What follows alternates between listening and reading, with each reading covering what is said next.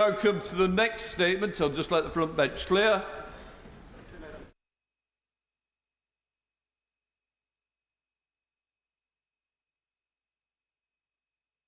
We now come to the statement to call the Secretary of State for Northern Ireland. Mr. Speaker, with your permission, I'd like to make a statement on Northern Ireland executive formation. This Saturday would mark 2 years without a fully functioning devolved government in Northern Ireland. That's 2 years without locally elected ministers able to take important decisions on Northern Ireland schools, hospitals and the broader economy. And above all, Mr. Speaker, it's 2 years that Northern Ireland has been held back from achieving the massive potential of this unique part of the United Kingdom. It was nearly 2 years ago that the then First Minister resigned over the old Northern Ireland Protocol. The government recognised that the protocol did not deliver to the people of Northern Ireland the same freedoms that leaving the European Union delivered for the rest of the United Kingdom. As the party of the United Kingdom, as the party of the Union, this Conservative government has sought to address these concerns by replacing the protocol with the Windsor Framework. I maintain that the Windsor Framework was and is a good deal for Northern Ireland that addresses the issues around the old protocol and sets out a new way forward. But it alone did not prove sufficient to allow the devolved institutions to function with the cross-community support that is such an essential bedrock of the Belfast Good Friday Agreement. So, for the last few months, my team and I have been holding discussions with the Northern Ireland political parties on how we could see the return of devolved institutions. Those discussions have been long and necessarily tough. But this is a testament to the patience of all Northern Ireland's political leaders who, as I've seen firsthand, work tirelessly to make sure that Northern Ireland is the most prosperous and safe society that it can be. One of the people I've been talking to the most is the Honourable Member for Belfast East. It's been a pleasure to work with him on these matters, and it's also a pleasure to confirm recently that the government will support his bill that seeks to create a dedicated route to enable Irish nationals who wish to apply for British citizenship. If passed, this legislation would support the close historic and geographical ties between Ireland and the UK, and I commend him for championing this cause. I'm also pleased now to be able to outline today the package of measures we are announcing, which has 4 key elements. First, it further protects Northern Ireland's place in the United Kingdom by demonstrating our commitment to restoring power sharing so that it has the broadest support from across the community in Northern Ireland. I know that I am not alone in believing firmly that the long-term interests of the Union are served by persuading those who might not vote for Unionist parties or even think themselves as Unionists that Northern Ireland within the United Kingdom offers the best solution for them and their children. I have always believed that making Northern Ireland work, indeed making Northern Ireland thrive, is the surest way to safeguard the Union, and I commend all Unionists for taking bold steps to make that case for the Union too. We'd also legislate to reaffirm Northern Ireland's constitutional status, including as reflected in the Acts of Union. So too will we recognise in domestic law, through the vital democratic safeguard of the Stormont Break, that a new Assembly would wield the Stormont Break that the new Assembly would wield, the idea of automatic and permanent dynamic alignment of EU law no longer applies. We will also future-proof Northern Ireland's position within the UK's internal market against any future protocol that would create a new EU law alignment for Northern Ireland, and with it, barriers between Northern Ireland and the rest of the United Kingdom. Second, this deal promotes and strengthens the UK internal market, delivering new legislation to guarantee and future-proof unfettered access to for Northern Ireland goods to the whole of the UK internal market, and ensuring that internal trade within the United Kingdom takes place under a new UK internal market system. Only yesterday we saw how quickly progress has been made, with a joint legal solution reached with the European Union on tariff rate quotas. This solution, to be taken forward at the next UK-EU Joint Committee, would ensure that Northern Ireland traders can benefit from the UK's independent free trade policy when importing agri-food goods reflecting Northern Ireland's integral place in the UK's customs territory.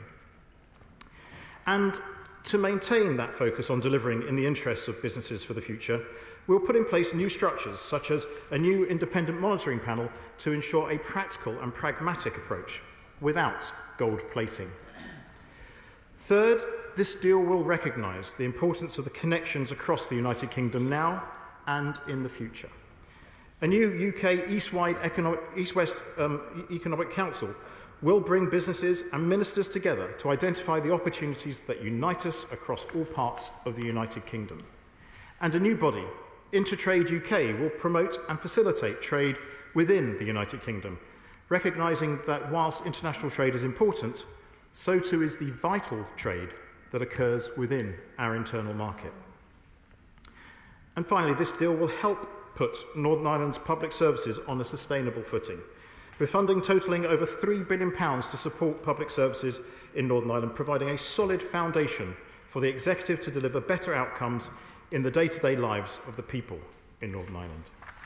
This is part of a financial package I announced before Christmas that will help address public sector pay pressures, provide an updated Barnett formula for Northern Ireland now and into the future, reflecting the needs and unique circumstances of the people of Northern Ireland, and give the Executive significant funding to stabilise public finances. Much of what I'm announcing today was the result of a significant period of negotiations between the Government and the Democratic Unionist Party, led by the Right Honourable Member for Lagan Valley. Many of us in this chamber last week could not fail to have been struck by his unshakable advocacy on behalf of the unionist cause. This same determination, fortitude and tact was at the heart of his approach in those detailed discussions. And further to his comments in this place last week, I'm absolutely sure the whole House will join me in expressing support for the Right Honourable Member for Lagan Valley in utterly condemning those shameless figures who have tried to threaten and intimidate him for simply doing his job. The Right Honourable Member is a man who is truly committed to Northern Ireland. He's truly committed to the Union, and is someone who has always worked hard to find solutions and improvements where others have taken the far easier path of simply criticising and heckling from the sidelines. The result, as I hope honourable members will agree, is a deal that, taken as a whole, is the right one for Northern Ireland and for the Union. With this package, it's now time for elected representatives in Northern Ireland to come together to end the 2 years of impasse and start work again in the interests of the people who elected them. The Right Honourable Member for Lagan Valley was clear this week that this depended on the Government demonstrating its commitment to the Union in not just word, but in deed. And that is exactly what we will do. Today I am publishing the details of this deal, but I'm also laying the statutory instruments that enshrined several of its commitments in law. Those instruments will be debated in this House tomorrow, subject to a change in business in the future with the will of the House, an immediate show of good faith. And once, as I hope they will be, they are passed by this House, I trust we will have the conditions to move onward to see ministers back in post in Stormont swiftly. And as they take their places, they will face massive challenges. But so do they have the tools to grasp them, not least in moving to resolve the public sector pay issues that have been so disruptive. And as well as that, they will be able to grasp the opportunities offered by its unique economic position and the goodwill that Northern Ireland enjoys across the world. And, Mr. Speaker, it is only right that I acknowledge that for many in the community, an important part of this will be seeing Michelle O'Neill take her place as First Minister, following the democratic mandate she won at the May 2022 Assembly election, recognising that the First and Deputy First Ministers remain equal in law. I look forward to working with the new First Minister, Deputy First Minister, all their colleagues in the Northern Ireland Executive to improve the lives of people from all backgrounds, whether unionist, nationalist or other. As we move forward swiftly to give effect to our commitments, I now urge the parties to do the same thing in notifying the Speaker of the Northern Ireland Assembly to recall Stormont, elect a First and Deputy First Minister and appoint new ministers to the Executive. Mr. Speaker, it is time to build on the progress of the last 25 years. Today, we have presented a plan which will deliver the long-term change that Northern Ireland needs. It will strengthen Northern Ireland's place in our union and guarantee the free flow of goods across the entire United Kingdom. And it's only by sticking to this plan that we will become a more united and prosperous country together. And I commend this statement to the House. Shadow Secretary of State, Hilary Benn. Thank you very much, Mr. Speaker, and I am grateful to the Secretary of State for advance sight of his statement. This is a very significant moment. It is our chance to restore to the people of Northern Ireland that which they desperately need, but have been without for almost 2 years: a functioning government. It will also mark a first in Northern Ireland history when Michelle O'Neill takes up her position as Sinn Féin First Minister in a power-sharing government with a DUP Deputy First Minister. I would like to thank the Secretary of State for his tireless efforts that have brought us to this point. His is a great achievement. I would like to acknowledge the courageous and decisive leadership of the Right Honourable Member for Lagan Valley, who, in the face of abuse, has consistently and persuasively made his case for change, while always being clear that he wanted to return to government with an agreement that was acceptable to all communities. I also want to thank the other party leaders, and I join the Secretary of State in doing so, in Northern Ireland, who have with great wisdom allowed the time and the space for this deal to be reached, as well as expressing my thanks to all of the officials involved. On the legislative changes that the Right Honourable Gentleman has set out, I welcome the Government's commitment not to ratify any new Northern Ireland-related agreements with the EU that would create new regulatory borders. This will be a helpful break on divergence. Could the Secretary of State say when the new UK internal market lane will come into being?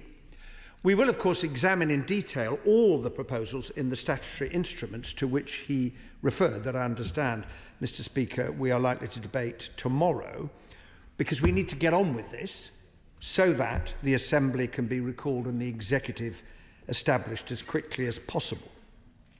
I have always made it clear that we believe in Northern Ireland's place in the internal market of the United Kingdom, and that we support any practical measures that reinforce this, which are consistent with the Windsor Framework, which we also support, and which have the support of nationalists as well as unionists. On that basis, we will vote for the legislation. The money he has announced, including the needs-based funding formula and the stabilisation funding, will enable a restored Executive and Assembly to give public sector workers a pay rise, which they've waited too long for, start to tackle the huge challenges facing communities and public services, and make the most of the great economic potential of Northern Ireland. We also welcome the plans to defer and then write off Stormont's overspend, provided that the Executive produces a new fiscal sustainability plan. Can I ask the Right Honourable Gentleman how quickly he expects the money to be transferred, and when does he think the new Executive will produce a budget? Finally, Mr. Speaker, as we reflect on the importance of this moment, since the Good Friday Agreement was signed, the people of Northern Ireland have been without a devolved government for over a third of the time. Does the Right Honourable Gentleman agree with me that we need to work together to prevent the institutions from collapsing again in the years ahead, all of us in the House? Stability is everything, especially to the people of Northern Ireland after all they have been through. And we all have a duty now to ensure that it endures. Thank you very much indeed, and I'd like to thank the Shadow Secretary of State for his very kind words, and also for all the work he has done with me on these matters. I really do appreciate the way we've been able to work together, and it has contributed to getting to this point. and has made a big difference, so I thank him for that. And also, he's completely right. Everyone in this House will need to work together to ensure stability for Northern Ireland, to ensure that the institutions do not fall again. It's vital that we all understand the responsibility that sits on this place in this aspect. We are guarantors of the Belfast Good Friday Agreement. We have a responsibility to the people of Northern Ireland, and in every way we should consider that in everything we do, because this union is stronger for it. Now, just a couple of, he asked some questions on the UK internal market lane. We hope to have it in operation as soon as possible. Obviously, we need the legal, some legal changes, other changes, to have that done. On the money, it will flow as soon as the new executive is up and running. And I would very much hope that a new executive will be sitting very, very soon. Chair of the Select Committee, Sir Robert Buckland. Mr Deputy Speaker, may I warmly commend the hard work of my right honourable and good friend, the Secretary of State. And indeed, it's only a week ago that we passed legislation to extend the election period and heard the impressive and powerful speech of the right honourable gentleman for Lagan Valley. And he has demonstrated with his colleagues in the DUP that to lead is to choose and to make difficult decisions, and they've done that. And I think respect and praise is due in large measure to their hard work. I'm particularly pleased that the command paper incorporates many of the sensible recommendations from the Honourable Gentleman for Belfast East, which we share in terms of further legislation to make sure that the position of Northern Ireland within that UK internal market is absolutely cemented. And then secondly, I'm particularly pleased that this paper looks forward to new investment, not just that important investment in public services, but the enhanced investment zone proposal of £150 million, which is going to be at the centre of the way in which we attract new inward investment to realise the huge potential that Northern Ireland presents in terms of jobs and the economy, both here in the UK and across the wider world. It's tempting, Mr Speaker, for this Parliament now to say, once it passes the secondary legislation, that the job is done. But we cannot afford to devolve and forget. Will my honourable friend, right honourable friend, assure me that this government will not devolve and forget? I thank my right honourable friend for his welcome of this package of measures. It is a package, and it has been negotiated over a long period of time, with a better understanding of all the things that Northern Ireland needs to be an active and wonderful part of our union. I welcome his comments on the investment zone, and he's absolutely correct in what he finally said. But Northern Ireland will never be forgotten in this place, and I hope we're demonstrating that today. B spokesperson Richard Thomson. Thank you, Mr Speaker. Can I just say on behalf of my party how much we very much welcome the progress that has been made. We're firmly of the view that Northern Ireland is governed best when it's governed locally, and we look forward to the publication of the command paper. I'd also like to take this opportunity to recognise the distance that has been travelled by all parties in getting to this point, but we were brought to this point by a failure of politics around the manner in which the UK chose to leave the European Union. But now that the politics has moved on, it's time for the politicians in Northern Ireland to step up, and we wish the MLAs well in that endeavour and look forward to seeing the First Minister and Deputy First Minister taking their office in what will be a very, very significant moment in history for all in these islands. Now, the Secretary of State describes his party as being the party of the Union, and I should say to him that it has not gone unnoticed in other parts of the Union that Northern Ireland has had for some time an offer of a status in terms of its access to the UK market and also the European market, which is now deprived to other parts of the Union, and I'm sure that voters will draw their own conclusions from that. But could I ask two questions? Could I ask when we might see details of any new fiscal framework emerging? And also, while I would like to take this opportunity to welcome the new East-West Economic Council, can the Secretary of State clarify what role there might be for other devolved institutions in these islands in order to make that new council as successful as it possibly can be? Thank you. I thank the honourable gentleman for his questions and his welcome, and indeed, again, for his help over the course of the last few weeks and months, which has been much appreciated and again helped us to get to this place. he's right to recognise that Northern Ireland is a special place and has a special place. It is the only part of the United Kingdom with a geographic border, with a land border with the European Union. And that has created in the past disadvantage and hopefully in the future advantage for it. But we need to, I think everyone recognises that is the case, and that was recognised both in the Windsor Framework and, as he'll see in the command paper, the various choices we are making there. On the fiscal framework, I very much hope that the incoming Northern Ireland Executive and ministers responsible will be working with Her Majesty's Treasury in great detail to make sure that we get that absolutely right. I've never conducted a negotiation with Her Majesty's Treasury, so in that sort of way, I'd imagine they've got quite tight pockets and are very difficult to get hold of, and they also probably wouldn't want ongoing commentary. But I'm sure they'll make it as public as they possibly can when they can. And finally, I thank him on the point about the East-West bodies, and it is very important that it works with all parts of Great Britain. Yeah, okay. Julian. Congratulate my right honourable friend on his patience on this deal, the Prime Minister and the DUP for negotiating such a tough and positive document. The Northern Ireland parties have been incredibly patient through the last months, and I pay tribute to them. And I'd like to again put on record thanks to the Labour Party and to the Shadow Secretary of State for the Labour Party's support of the government's deal. This will be a huge relief to many across Northern Ireland who, whether it's public services, waiting lists or other elements of society, have got to the end of their tether. And would he agree with me that this deal is a significant boost to the economy, to peace and to the Union? Hear, hear. Can I thank the former Secretary of State for Northern Ireland for his very kind comments. And yes, I absolutely believe that this deal will bring greater prosperity to Northern Ireland.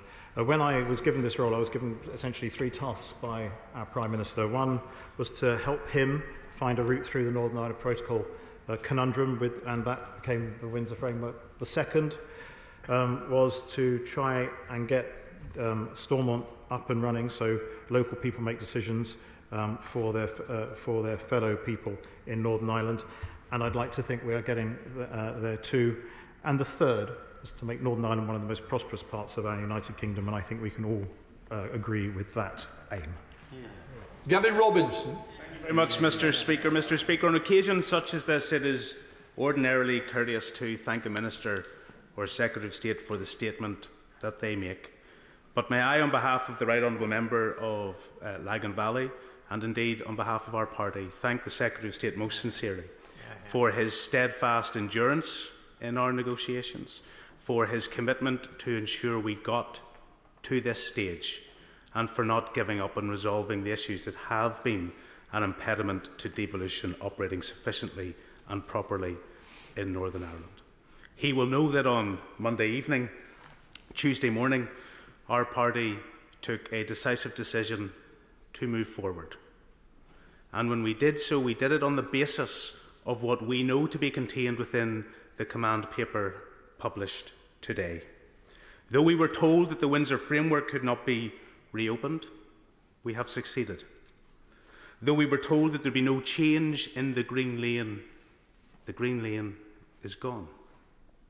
Where we were told there would be no removal of barriers on trade between GB and Northern Ireland, we have removed all checks within the UK internal market system, save for those ordinarily required for criminality and the prevention of smuggling.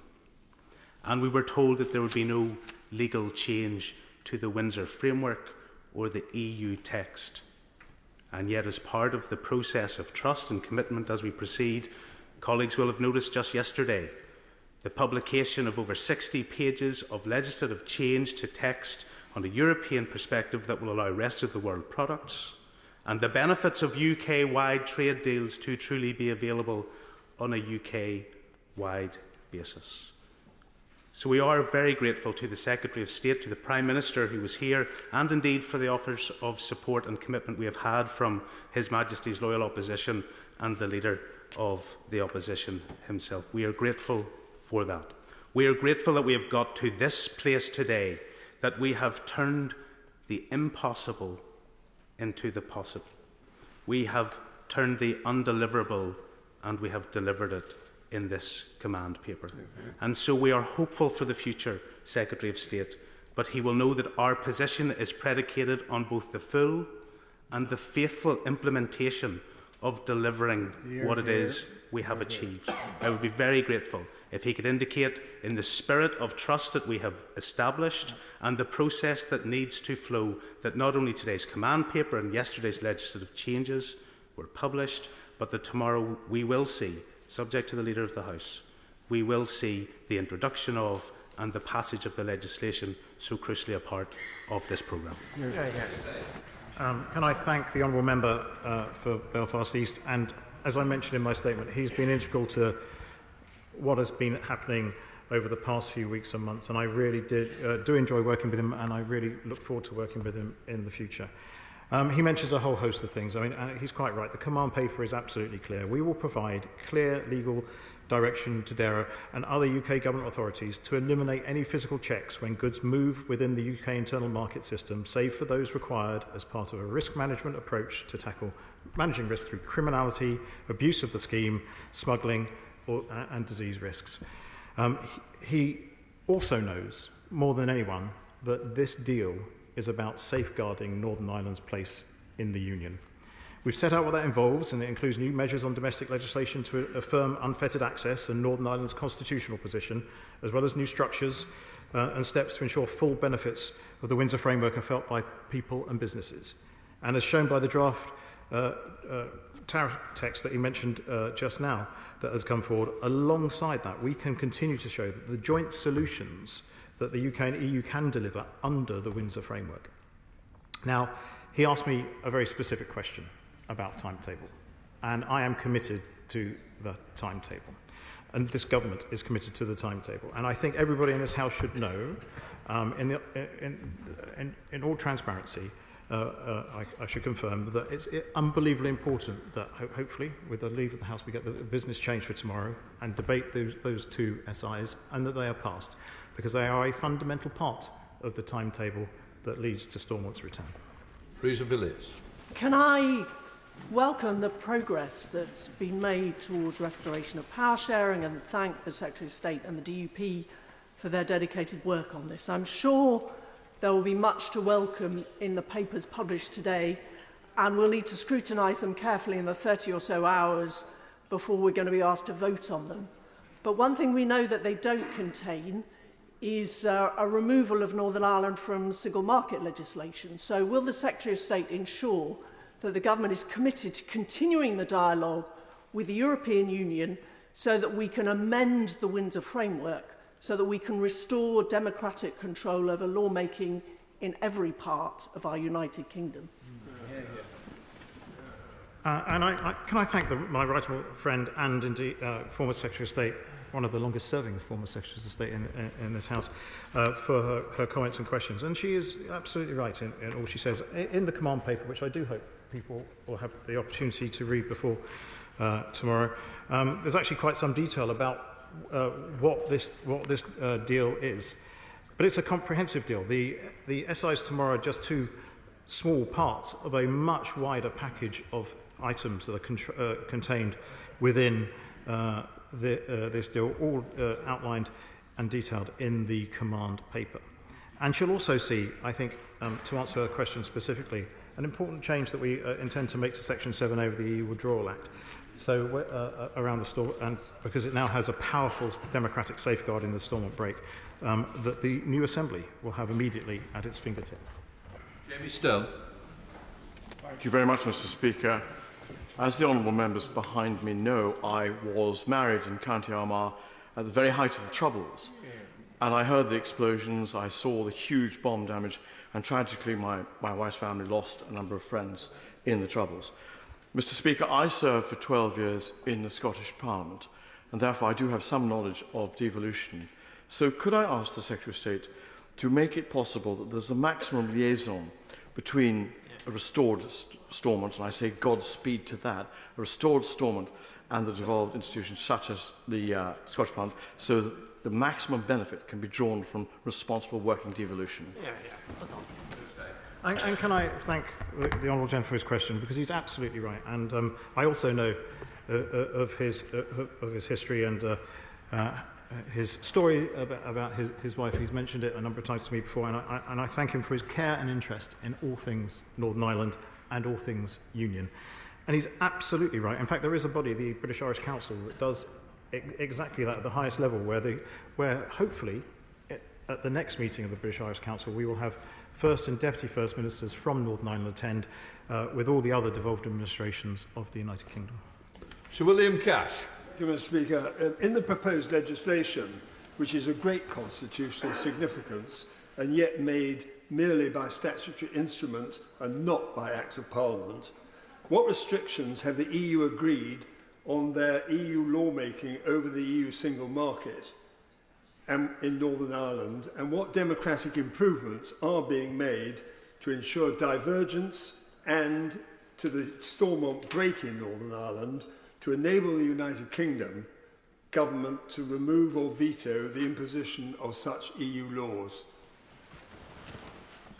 Can I thank my honourable friend for his question? And he and I have had a number of discussions over the years on these sorts of matters, and his question today is actually a very, very wise one.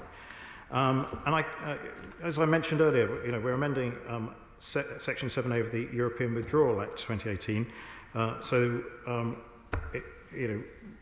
There is a powerful now democratic safeguard that a new assembly will have immediately at its fingertips on the flow of EU law, such that it is. I also want to point out, and it is actually a very important point, and thank the right honourable gentleman, because I know the work he did to ensure Section 38 was in the Withdrawal Act. And I hope he recognises that there's an addition in what we're doing, which adds Northern Ireland's place in the United Kingdom. And that is a strong addition to that clause. Indeed, his original clause has been a big part of this, of the solution to this conundrum, and I'm truly grateful to him for it. Thank you, Mr. Speaker. Despite the gains which my party leader and deputy party leader have gained in these negotiations, the fact remains that in Northern Ireland there are still EU manned border posts being built, which will create a border within our own country. And when the Northern Ireland Assembly sits, ministers and assembly members will be expected by law to adhere to and implement laws which are made in Brussels, which they had no say over and no ability to amend and no ability to stop. This is a result of this spineless, weak-kneed, Brexit-betraying government refusing to take on the EU and its interference in Northern Ireland. The government has admitted that there will be divergence in the future, and on page 27 of the command, or 17 of the command paper, there's an indication that there will be a legal requirement that new legislation assessed as to whether it impacts on trade between Northern Ireland and GB, and if so, ministers have to make a statement.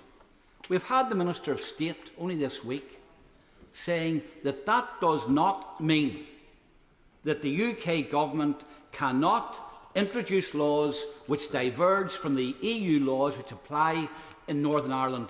What is it?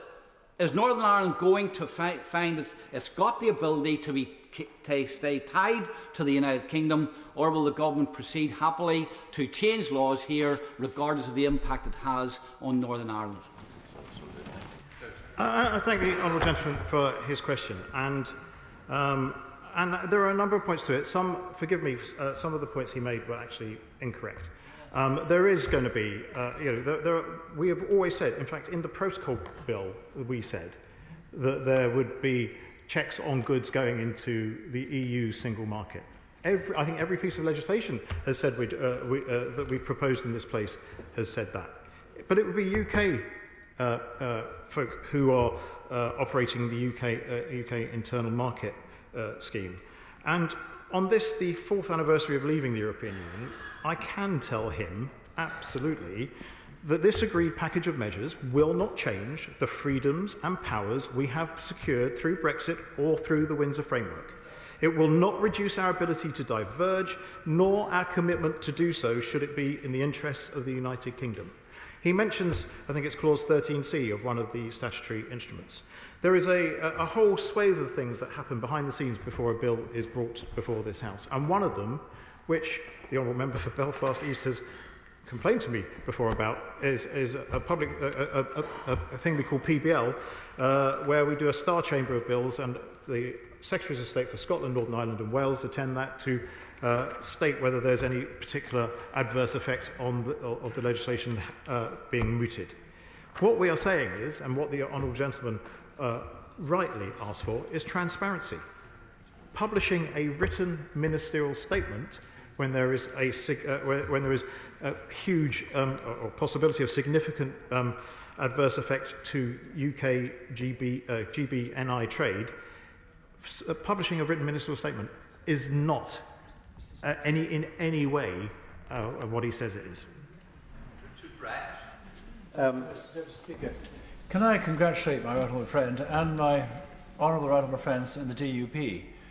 Clearly this is still a highly emotive issue, and understandably so, because when we left the EU, I was promised, the House was promised, the country was promised, we would leave the EU as a united kingdom. Northern Ireland is part of the United Kingdom, and as we've heard, they will still be subject to EU laws. So there's that axe still very much grinding away, which we must get rid of. What is unhelpful is the whisperings from Sinn Féin of unification at this highly, highly emotive time. Can my right honourable friend tell me, the House and this country, that Northern Ireland will always be part of the United Kingdom, because the stronger together? I have to tread actually slightly more carefully on that particular issue, because I am, as Secretary of State, responsible to make a kind of independent assessment of the conditions that might lead to the border poll that he suggests. But I genuinely can say to him that again, I've got to be very careful, but I am comfortable that in my lifetime, certainly Northern Ireland will be a strong and wonderfully prosperous part of the United Kingdom. However, it is very important to outline the parts of the Belfast Good Friday Agreement that allows for all these things to happen, and that depends on any change would absolutely depend on the consent of both communities at the time, and certainly I don't think anybody judges that to be in place at this point. I suppose it's important to point out that the people of Ireland, North and South, will decide the constitutional future of Ireland and nobody else. This is a very good day for the people of Northern Ireland. I'm very glad to see it. I also think we're about to see something very significant. We'll have the first ever nationalist First Minister, the first ever nationalist leader of the opposition, and I wish them all well. In order to properly maintain this progress and make the most of it, though, Mr. Speaker, will the Secretary of State convene a process with all the political parties in the Irish Government to look at how we can reform the institutions of the Good Friday Agreement to make sure that no one party can ever pull them down again? Can I thank him for his welcome of the proposals and just point subtly out to him that he mentioned at the very beginning of his question that the Belfast Good Friday Agreement relied on the consent of both communities, and then suggested reform which actually doesn't have the consent of certainly one of them. So, however, I understand the point he made, and I've always said when people have asked me about future reform of the institutions, I think this is a conversation that should be started and within the Stormont and by the people of Northern Ireland and their elected representatives. Now, the thing I hope for is maybe not that particular conversation, but the thing I hope for is for Stormont to be returned so elected folk from Northern Ireland can govern for the people of Northern Ireland. Patel. It is absolutely vital that the democratic institutions and the lawmaking powers are returned back to the elected politicians in Northern Ireland. And today is clearly very, very historic and symbolic. But at the same time, we do know that Northern Ireland's economic lifeblood is linked to the rest of GB. And I concur with the rest of my colleagues that have spoken on this issue. It is vital that we ensure that the ability to diverge and have the freedom to secure Northern Ireland's economic lifeblood, but also the prosperity of Northern Ireland absolutely remains. And with that, can I ask the Secretary of State and this government to ensure that they have the full ability to do that, and they will be backed up by this government in Westminster to do so? I thank my right honourable friend for her question, and she's absolutely right. And I am absolutely delighted to give her the assurance she asked for, because this will not reduce our ability to diverge, nor our commitment to do so, should it be in the interest of the United Kingdom. Stella Creasy. Thank you, Madam Deputy Speaker. Many of us indeed do welcome this day and the restoration of Stormont and hope that is possible. Indeed, also, many of us recognise that if the government is capable of removing barriers about trade with the European Union, many of my constituents in Walthamstow would like to see them do the same that they're doing for the constituents of Belfast. But can I just press the Secretary of State on what he said about amending Section 7A of the withdrawal agreement? Because he will know that is the foundation of the practical application of the Good Friday Agreement, the Belfast Good Friday Agreement, that many of us hold dearly. And he said it's an amendment, it says in his command paper, about the pipeline of EU law. Can he just clarify, for avoidance of doubt, that any amendment that he will make will not see any regression at all in the rights upheld in that document, and in particular the rights afforded to every single member of the communities in Northern Ireland in the wording of the Good Friday Agreement under the ECHR? I thank the Honourable Lady for a question, and yes, I absolutely can. Sir Jacob Rees-Mogg. Thank you, Madam Deputy Speaker. And may I thank my right honourable friend for his statement and the important endorsement for the member from East Belfast, which is very encouraging. I wonder if I could ask him about paragraph 145 of the command paper following, and if he could give an example of the circumstances where a minister might say that there would be an effect on the internal market, and what this might restrict in practice. Off the top of my head, I can't give an example, because I haven't yet to need to do that in the PBL, as I've stated. The practical effect is actually a transparency effect. I'm aware there are many select committee chairs in this place. And what we want to ensure is that when there is a bill that has or potentially has a substantial adverse effect on GB/NI trade, and we're making those decisions, we're transparent about it. And we tell people about it. And the best way to do that is to inform this House through a written ministerial statement. Gregory Campbell. Deputy Speaker, I thank the Secretary of State for his statement, and I would just remind him that we've been pressing the government to take action rather than words now for over 2 years. But we welcome the fact that the action has been taken, both on trading and on the constitutional position. Would you agree with me that subsequent to the next few days, we need to continue to keep working to close the narrow gap that still remains, because we have made significant and substantial progress towards what we asked the government to do? And would he also indicate to the wider community in Northern Ireland, even whenever someone gets a large number of votes like Sinn Féin, if they have a mantra that their day will come, that it will also go with less fanfare? Can I thank the honourable gentleman for his question? And I very much agree with him. I see all politics as a process, actually. All politics is an evolution. And I know, I mean, if you look in the Windsor Framework, there is provision for when matters are discussed about Northern Ireland in the Joint Committee, the body that looks at EU-UK relationship and the legislation and its effect. First Minister and Deputy First Minister would be able to attend to. So not only through Stormont returning do we move on, but we ensure Northern Ireland's voice is heard and that process can continue. Lawrence Robertson. Thank you. Madam Deputy Speaker, given everything the Secretary of State has said, can he assure the House that Article 6 of the Act of Union, which guarantees that everybody within that union shall not be disadvantaged in any way, particularly with reference to trade, can he assure us that that provision is still in place and will remain so? Actually, I will point the Honourable Gentleman to the very large section and annex of in the command paper on the Act of Union.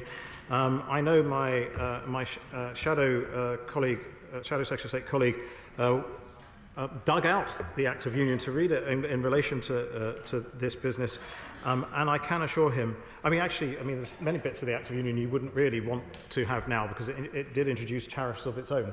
But can I just ask him to look at the annex in the command paper, where in great detail we go into exactly the answer to the question he wants. Jeremy Corbyn. Thank you, Madam Deputy Speaker. Could we thank the Secretary of State for his very welcome statement and take this opportunity to congratulate Michelle O'Neill on becoming the First Minister and all the other parties that have managed to bring this agreement about. Does he think that this agreement will lead to an increase in all Ireland institutions and their effectiveness in culture, tourism, transport, health and so on? And does he also agree with the member for Foyle on the point that he just made, that ultimately it's the people of Ireland to decide their own long-term future, not anybody else? I thank the Right Honourable Gentleman for his question. On the second point, it's for the people of Ireland and the people of Northern Ireland to decide their futures in that particular matter. And I did welcome in my statement, I should remind the Right Honourable Gentleman, a little way to go in this process before we have First Minister and Deputy First Minister sitting, and this is a very important part of that timetable. But I do welcome that. And he asked about all Ireland institutions. This actually means that all those institutions set up by the Belfast Good Friday Agreement, like a ministerial council, can actually function correctly. And it also sets up new East-West bodies to make sure that Northern Ireland's place in the United Kingdom is equally recognised and made stronger. Richard Graham. Madam Deputy Speaker, can I join the Shadow Secretary of State in hugely welcoming this great achievement by the Secretary of State, the Right Honourable Member for Lagan Valley, and all the other party leaders with whom he's successfully agreed to re-establish the devolved government at Stormont. And as the son of a Northern Ireland Unionist family, I believe this will only be good for the stability and prosperity of Northern Ireland and the United Kingdom. Can my Right Honourable friend confirm when the internal market laying and the changes to tariffs on goods from countries with whom the UK has a free trade agreement will come into place? Yes, I thank the Honourable Gentleman for his kind question and words. Yes, it's actually probably the right answer, the factually correct answer is when the legislation has passed through this place. Ian Paisley. Thank you very much, Deputy Speaker. The Secretary of State knows that 2025 is just too long to wait for veterinary medicine issues to be resolved in Northern Ireland. That grace period is totally unacceptable. He knows it will decimate veterinary practices, will affect farm viability, and according to the British Veterinary Association will have a detrimental impact on public health. So, in paragraph 141 of this command paper, he has indicated that he's going to set up a veterinary medicines working group. I welcome that. Can I ask the Secretary of State, will he now confirm that if a speedy solution is not brought forward by the spring, he will table legislation in this House to unilaterally deal with this matter once and for all? I thank the Honourable Gentleman for his question. He's right, actually, I think it's paragraphs 136 to 141 in the command paper does detail the issues that he has quite rightly raised in this place, with me privately, with me in meetings with my officials, and actually, I think it's probably fair to say that he was the genesis of the idea that is in paragraph 141, the Veterinary Medicines Working Group. And I am keen to make sure that whatever that group will receive expert opinion, and I think that is a vital part of the solution to this problem. And my intention is to listen very carefully to the recommendations of that group, because they will be the experts in this matter. And at that point in time, he and I can have this next bit of conversation, because I hope that wouldn't be the case, because I'd like to think we can pursue solutions through technical discussions with the European Union, but let's see. Robin Miller. Thank you, Madam Deputy Speaker. I too welcome the comments of many colleagues across the House here and would like to echo those and the progress that has been made on this matter. And can I thank through the Secretary of State the many people I know who will have been involved in this and the effort they have put into it. We have before us two draft statutory instruments amending two sets of primary legislation, and on the face of one is the words constitutional law. And it seems to me that the questions that we're hearing in the House are already hinting at the considerations, the breadth and depth of issues that such instruments raise, which seems, I must say, Madam Deputy Speaker, slightly incongruous, given that this is the last place that these are coming, even though these are the first concerns of this House. So does he agree with me that members should now have time to digest, to read, to digest and debate these instruments? And can he explain, please, why that the current proposals are for just 24 hours and a short debate to do exactly that? Can I thank the Honourable Gentleman for his question? And I know he's been talking to my Minister of State on these matters. Actually, our standing orders state what the debating time for these things are, and this House is an interesting being, and I wouldn't want to get in the way of its standing orders. Thank you, Madam Deputy Speaker, for reminding me. And secondly, as I tried to underline in a previous answer, there is a timetable that has been agreed with the Democratic Unionist Party that this government is committed to, that if we fulfil, will lead to the restoration of Stormont. Now, this House is full of agile and able members of Parliament that are amazingly good at scrutiny.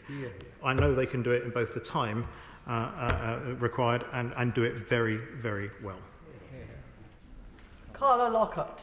Thank you, Madam Deputy Speaker, and can I thank the Secretary of State for his statement, and can I thank our party leader and a deputy leader for some of the many gains that are within the document. However, our leader said that there remains work to do. Therefore, can the Secretary of State confirm if Northern Ireland still remains under the EU single market laws for the production of food and agri-food, and does the EU Customs Code still apply in Northern Ireland? Does he accept that such a situation is not compatible with UK sovereignty and Northern Ireland's full place as part of the United Kingdom, and therefore accepting that, would he say that more work needs done on this? And can he further outline what assurances he has from the EU that the rules governing the new internal market system are acceptable to them? State. Can I thank the Honourable Lady for her question, and can I recommend she rereads the Windsor Framework and indeed the command paper? Tom Hunt. Madam Deputy Speaker, first I'd like to applaud the Secretary of State and also the Minister of State and the wider Northern Ireland team. I know I've seen up close and personal how passionate and dedicated they are to this issue, and the people of Northern Ireland ultimately will be the winners when it comes to decision making to be made locally closer to them. But I do think it's been a great shame there at times as a Member of Parliament from the new intake. We often felt that we've been at loggerheads with the members from the Democratic Unionist Party opposite. I think this is a great shame. Ultimately, I share a huge amount of the same values that they do, and I absolutely appreciate their passion and how closely they cling to their identity, and I share that passion. Will the Secretary of State ensure that this will mark a new chapter where we can work more collaboratively to promote the place of Northern Ireland within our union that we all love? Can I thank my honourable friend, and I know he is passionate about Northern Ireland. I've seen his passion when he visited Northern Ireland and looked around, and I hosted him. Yes, is the answer to his question. Yes, we need to move forward. Yes, we need to work with the Democratic Unions. Yes, we need a positive way forward for unionism, so Northern Ireland can forever stay part of our United Kingdom. Stephen Farry. Thank you. I am hopeful that Northern Ireland's now in a better place, and I've also always understood that in the context of a hard Brexit that Northern Ireland would require some special arrangements. My party has always been open to maximising flexibilities, provided they've been done in a legal way, and we also protect the dual market access. I want to ask the Secretary of State around the financial package. I do very much welcome the £3.3 billion for Northern Ireland. This reflects a cross-party effort in terms of this particular element. Oh, yes. But can I ask him to acknowledge that there is a need for a fuller discussion to happen, potentially in the next Parliament, around a long-term review of Northern Ireland's fiscal framework, its fiscal floor, and also to recognise that in terms of reform, building upon past precedents, that the UK Government must lead that process. If we are to talk about safeguarding the Union, we also have to talk about safeguarding the Assembly and the Executive. I thank the honourable gentleman for his question, and actually it's a question that has been raised with me for months, if not since I became Secretary of State by the honourable member for Belfast East, who is rather keen on making sure that we have a very long-term agreement and process in this space. And I really look forward to working with ministers in a reformed executive to do exactly that. Paul Gorman. Thank you. Secretary of State, in light of the answer that was given to, or lack of answer given to my colleague from Upper Benn, I would like to reiterate and go on another line as well and ask a question in relation to the implementation and the way that Northern Ireland is being affected by not getting access to a duty-free. Every other airport in the United Kingdom has access to duty-free, yet in Northern Ireland, if you leave Northern Ireland, fly into any part of Europe, you cannot avail of duty-free. It's the only airport on these islands that you can't do that with. But that's one area. And the single market and how that is affecting us, and we are still part of that single market and will continue to be so from what I see with this document today. And as a consequence, in our energy market, I would like an answer on this, how Northern Ireland, we are paying a carbon tax at a different rate entirely to any other part of Great Britain, at twice the level that is being paid in GB for our energy. And I'm talking about our electricity supply, our carbon offset is twice what it is in any other part of the United Kingdom. What measures are included in this? And I appreciate it was handed to us somewhat at what I call the 11th hour, 59th minute. Give us time to actually divulge and get into the detail of this. But we very much feel like we're being bounced on a timetable where we're not going to get through the detail that is supposedly in the SIs and also in this document. I know, I thank the honourable gentleman for his question, and he raises a number of important points. I think it's fair to say that Northern Ireland has always been part of a single energy market across the island of Ireland for well before we left the European Union, and there has always been interactions on that basis. But there is the answer to his question is actually contained within the command paper today. Also, a whole host of things, but just to make the point, the difference for Northern Ireland, it does have access to the EU single market, and it does have unfettered access to the UK's internal market, but it's not subjugated to the European Union. It will not pay into the European Union budget. It's not subject to European freedom of movement, nor services rules, nor environmental rules, nor labour rules, nor procurement rules, nor European Medicines Agency, nor the Common Agricultural Policy, nor the Common Fisheries Policy. Northern Ireland has unique circumstances because of its geographic location. Everybody recognises that. We want it to thrive in our union, and this command paper directs that. The direction of travel is set. Jonathan Edwards. Madam Deputy Speaker, can I also welcome the statement? However, if a future UK government were to diverge substantially from EU product regulations and standards for Great Britain, what would be the impact on what he has announced today? I'm so sorry, I did not hear the honourable gentleman's question. Either he could repeat it or I could get it from the... Yes, I didn't hear it either. Would the honourable gentleman please repeat his question? With pleasure, Madam Deputy Speaker. I also welcome the statement today. However, if a future UK government were to diverge substantially from EU product regulations and standards, what would be the impact on what is announced today? It would be, well, firstly, we would be allowed to do that at 100%, and secondly, there would be a written ministerial statement stating that exact fact. So ministers and others in the Northern Ireland Assembly can debate and make provision for it. Jim Shannon. Thank you, Madam Deputy Speaker. Can I first of all thank the Secretary of State very much for his statement and the hard work that he's done. I say this quite sincerely. Government actions up until now have I believe, undermine some of the trust of unionist people. So I believe there's a clear need for messaging from government that the concerns that unionists have been expressing for the last 2 years are being dealt with through secure legislative processes here and unilaterally with the EU. My constituents of Strangford, some who are in the gallery today, wish to be are proud of their Britishness. So I'm sure the Secretary of State will be able to confirm, I hope he can, that we in Northern Ireland are as British as London, as Cardiff, as Manchester, as Newcastle, and indeed as Edinburgh and Scotland as well. And Daventry. I can 100%, and I thank the honourable gentleman for his question. And it is, I'm very proud that he is a proud Brit, as I am. I thank the Secretary of State and appreciate that he has to leave the chamber immediately. I will allow him to do so as we